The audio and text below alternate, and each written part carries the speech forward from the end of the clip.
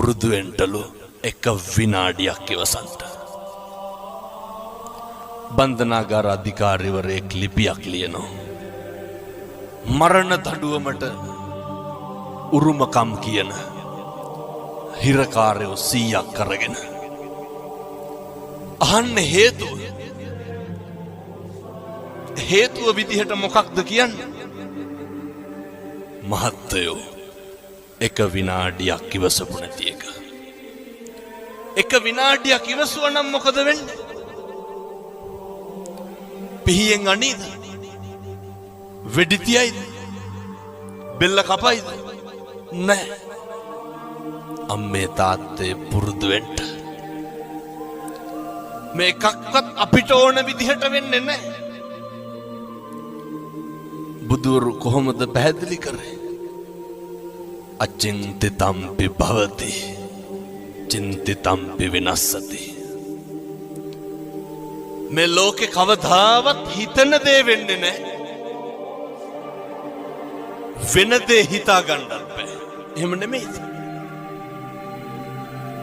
ඕක අපි දන්නවනේ. මොකක්ද අපි කියලා මේ ලෝකෙ වෙන්නේ? මේක හැම එකක්ම වෙනස් වෙනවා. නැද්ද? මොකක්ද වෙනස් වෙන්නේ නැත්තේ? දරුවෝ වෙනස් වෙනවා. කියනවා නේද? බැඳ ගමන් පවුල් දෙදරනවා කියලා. එක මේකේ හැටි. මේ ලෝකේ හැම එකක්ම වෙනස් වෙනවා නම් අපි නඩත්තු කරන අපේ ළඟම තියෙන වස්තුව මොකක්ද? අපේ ඇඟ, අපේ ශරීරය නේ. මේ කෙස් ටික වෙනස් වෙන්නේ නැද්ද? මම මේ කියන්නේ බාහිරයේ පැත්තකින් තියලා අපිට ඕන විදිහට ඕක තියාගන්න පුළුවන්. කවුද අර ඇමරිකාවේ පොප් ගායකයා අවුරුදු 100කට විතර වැඩියෙන් ඉන්න හිටියේ? Michael Jackson.